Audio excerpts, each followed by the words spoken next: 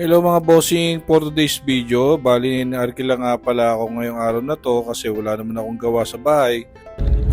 So sideline muna ako kasi wala masyadong gawa.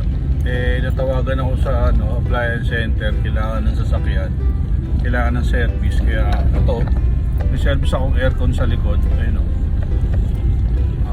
okay na rin. Kaysa wala akong ginagawa. May mga tropa rin kasi ako sa appliance center pag wala silang service. Naghahanap sila. So kaya ito, di-deliver ko. Bali yung customer nakamotor sa likod. So mamaya na lang ulit. Medyo traffic.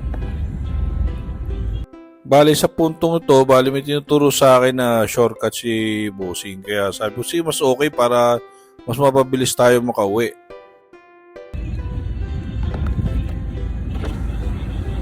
Tayo. Kaliwa na tayo dyan? O kaliwa tayo? Pwede. O sige. Malapit. Oo, sige. Hindi ka makahataw, no? Ganito pala pag nakaanan ko. Oo. Pero kailangan mo, sanay ka lang din.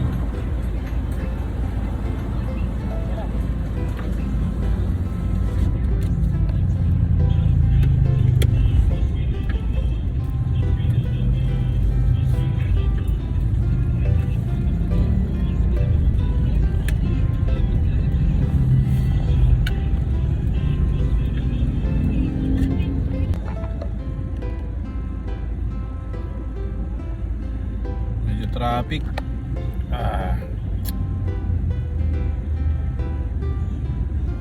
Tsaga lang, ganun talaga.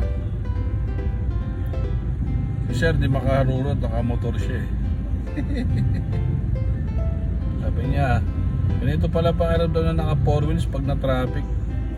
Sabi, ganun talaga sir, kailangan tayong pumila. So mamaya lang ulit mga bossing ha. Malobat ako eh. So kaya saludo ko sa mga taxi driver, grab rider. Kasi pag ganitong traffic, hanggat maaari kung pwede mong dagdagan mo na lang. Kasi katulad ganyan, pag nata-traffic, talo na kagad sila. Mahirap talaga yung mamasada ka, lalo ng mga ganyan yung services. Kasi katulad nito, inaabot ka ng traffic, ipit ka, sayang yung gas mo. Tapos syempre yung oras mo, naubos yung oras mo doon sa isang area na napaka-traffic. Kaya saludo ako sa mga grab, sa mga taxi driver, mga nagsiservices. Saludo ako sa inyo.